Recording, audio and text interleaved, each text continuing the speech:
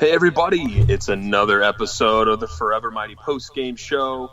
We're talking live now after a 4-0 win. The Ducks closing out the Calgary Flames. It was what a rather lackluster performance by both teams.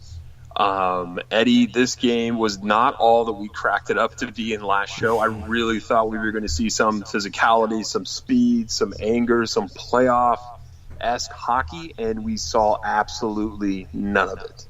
Yeah, I mean, we expected this to be a physical game, too. We talked about how it was surprising that game against Detroit was so physical and there were so many fights, and that we got this game against Calgary coming up, and it's always a really feisty, nasty game. Saw none of that. And not only did we not see any of that, there really wasn't much of anything going on for the Ducks. It was probably the weirdest 4-0 win I think I've ever really seen them have.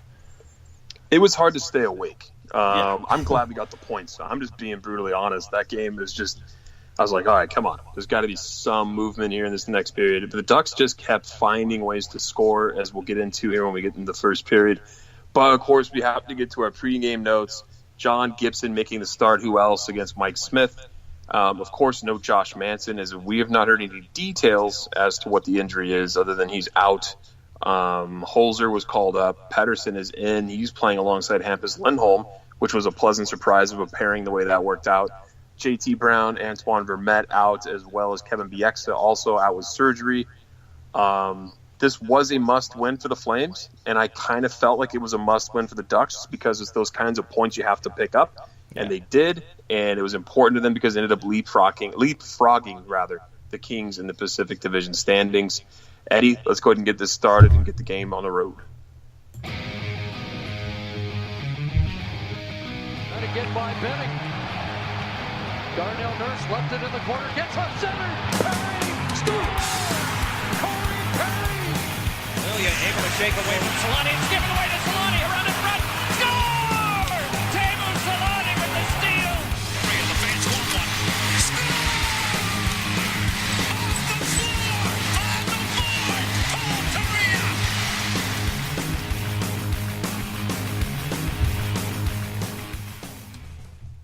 It kind of feels like now we're a streaky show, I guess. I mean, we started 3-0, then lost 3 in a row, and now we've won 4 in a row as part of the show. I hope it continues. Yeah, I mean, I hope it continues. I don't want to go on another losing streak, though, that's for sure. No, you can't afford that right now, especially with Winnipeg coming up here on Friday. But getting involved in this first period, it was just, you're going to hear everyone listening, this has just been the story of this game where the Flames just found ways to control the puck and clog up any chances for the Ducks. I found myself writing notes over and over again, Flames with chances, early chances. But the thing about them is they were far and few in between where they were like grade A scoring chances. They had a few. Gibby had to be pretty good, but he didn't have to be his Vezina form, as we'll get to later in the show with their interview with Paul Campbell, which we have plenty to talk about there. So try not to give Gibby too much love because we have a great interview coming up here at the end of the show. But is that how you felt too? I felt like in this first period especially, there was one chance where Getzlaf turns the puck over and Lazar had a point-blank chance against Gibby. But other than that, for the Flames, I just felt like they couldn't get enough chances on John Gibson. Yeah, I mean, it was, like I had said earlier, it's the weirdest 4-0 win that the Ducks have had, and Gibson didn't really have to do a ton. I mean, at least in the first period, I think his workload got a little bit more difficult throughout the game, but in the first period, there wasn't much of anything going on. You know, the Flames outshot the Ducks 11-5, but the only real chance was the one that you said, where Getzlaf had a turnover. I think it hit Stajan. I'd have to double check it because I hit the skates and caught free. Yeah. Yeah, I want to, because I don't want to say it's Getzlaf's turnover 100% because he rarely makes those types of plays. So I'll give it a little bit of credit that it hits off stage and it goes right to Lazar. But Gibby has to be strong early, and it was a good save. And and it wasn't Bieksa-esque as we've talked about before back when they played Detroit, as we always like to refer back to. And that was me bringing it back up this time. But, let's talk about the most impressive part of this period, and that was Andrew Cogliano with a shorthanded goal, Getzlaf and Cogliano all over the Flames in their own end. Puck basically squirts free to Cogs. He walks it out in front of Smith. Does a little blade faker there with the puck. Gets Mike Smith to freeze, outweights him, roofs it. It's 1-0. It's a shorthanded goal. It's his third of the season, his 16th as a Duck, which ties him with Paul Kariya for the all-time franchise lead. Yeah, and I mean, he's been doing this a lot lately. I think this is, his third shorthanded goal of the season. Yep.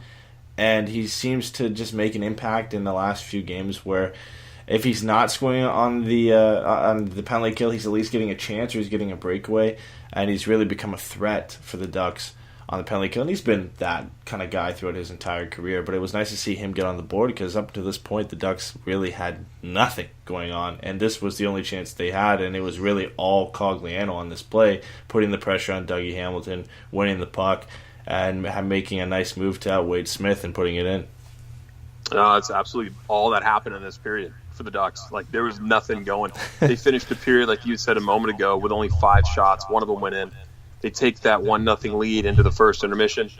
Getting started here in the second period, this is where the Flames got some more chances. As you said, the workload for Gibson would come up. He had to get some things going, but I still feel like it wasn't like he had to make these crazy toe saves, glove saves like he's been showing us basically in his last 2 months of play. But, good on the Flames because what they were doing here is not letting the Ducks generate anything. There was literally nothing going on. In fact, at one point, the Ducks had gone almost 12 minutes, I believe, without a shot on goal in the second period, dating all the way back to Cogliano's goal from the first period. But then another thing would happen. Andre Kasha gets up on the scoring. A stretch pass from not Getzlaf, not Perry, not Lindholm. You go through the whole list until you get to Boschman. The only person that I would have been more surprised about if it was Holzer in this game. But Boschman with a great pass to Kasha. He's blazing in on Smith while being hounded. Throws on the brakes, cuts back on the backhand, little spinorama right through the 5-hole on Smith. Kind of surprised him, I felt like, and all of a sudden now it's 2-0 Anaheim. Yeah, I mean, it was a great individual effort from Kasha. I'm not going to take anything away from him on that one, but Mike Smith definitely would want this goal back. Kasha doesn't get a lot on it, and he's falling down, too, when he takes the shot, and it kind of just squeaks 5-hole. And like you said, Mike Smith he wasn't ready, but I don't know how he wasn't really ready for a shot. You got to be ready for anything, especially when Kasha has the puck that close. But hey, Kasha with a great individual effort, and again the Ducks kind of get a goal from nothing. Like you said, they had gone over 11 minutes without a shot on goal, and then it's a Boschman stretch pass to Kasha for a spinorama backhand, something I don't think we'll ever hear again from the Ducks. No, and the strange thing about this game is we go right back after that play. The Flames start controlling the play again. Ducks are on top. Flames are controlling the play, not able to generate anything against Mike Smith until, again, the Ducks get some puck luck here, though. The puck hits a linesman on a Calgary clear. Getzlaf picks up the puck along the half wall, sends it all the way across to Raquel, who just puts it up on a beautiful tee for Hampus Lindholm, my boy, trailing in from the blue line with just an absolute bomb. It's 3-0 Ducks. 3 goals and 11 shots. That tells you the story of Mike Smith's night. Not a good showing for him, but what a shot by Hampus on this. Beautiful setup there by Getz and Raquel on the play. Yeah, and I don't want to sound like a broken record here, but it was a great shot by Lindholm, and it was a bomb, but you got to feel on this one as well, this was a goal that Mike Smith would want back again. I mean, there was no screen in front of him. He's just going the wrong way, and he tries to correct himself, but he can't get back to his right, and it goes right by him. And this was really the story of the game for Mike Smith, where the Calgary in front of him controlled the game and played a very strong game, but he couldn't stop anything. He couldn't stop a beach ball tonight. Everything was going in on him. Every shot or consistent quality chance that the Ducks had was going in the back of the net, which, I mean, is great for us and it's great for the post-game show, but it's definitely a disappointing night for Mike Smith.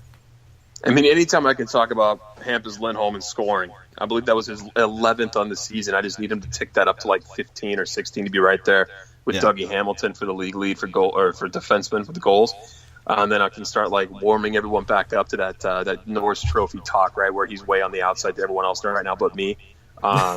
We had a show dedicated to that. So. Oh yeah, no, I got texts after that saying like, "Yo, come on, Pat, like really, you're gonna say Lindholm?" But no, I don't want to jump too far down that rabbit hole again. The Ducks get out of that period 3-0. Shots 12-6 in that period, 23-11. Flames lead the shot count. That would be the end of the night for Mike Smith. And as you were saying, that he was slow to react to the Kasha goal, slow to react to the Lindholm goal. I mean, maybe just an off night. I mean, I guess for him, but I mean, you can't afford to have those when you're the Flames. And I mean, this game, as it would prove to at the end, but being a 4-0 victory, that might be the final nail in the coffin for the Flames. They've totally fallen off. Yeah. So this was just a very lackluster game for their squad. At a time where they really needed them. But so Rittich will get to start in the third for Smith. The Flames control the play. Just can't find the back of the net. I think the biggest chance that I was able to see in this third period that I was trying to keep my eyelids open for was Johnny Hockey with a breakaway in on Gibby. Gibby makes the save. And I just wrote after that, they can't get anything by him. I mean, the chances they're getting, Gibson's just been solid.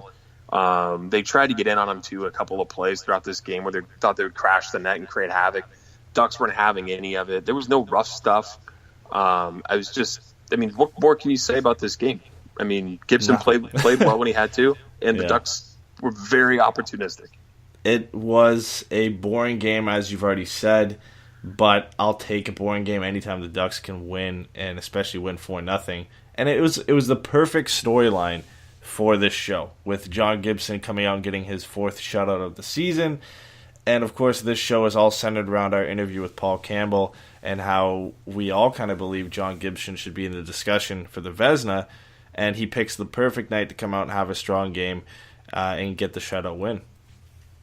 No, it's true. So now I cannot end the show without talking about Beauchemin, because Beauchemin gets on the board to wrap up the scoring. A bomb from the blue line on a perfectly timed screen from Rickard Rakell, dragging the defenseman along in front of Rittich as well, and he had no chance to see it. Bosch puts one on the board, 4-0. That's a wrap. Ducks win 4-0. Gibby's 4th shutout of the season, and the Ducks' 4th in a row. So 4-4-4, whatever you want to call it. Good luck, matching numbers. I'll take it. Any sort of momentum going into Winnipeg on Friday, the Ducks absolutely needed. I know we're going to talk about Gibby here in the post-game interview we had with Paul, but like you said, what a night to set it up. John Gibson's up to a .927 save percentage on this season. He's stopped 94% of the shots he's faced in 15 starts since February 1st.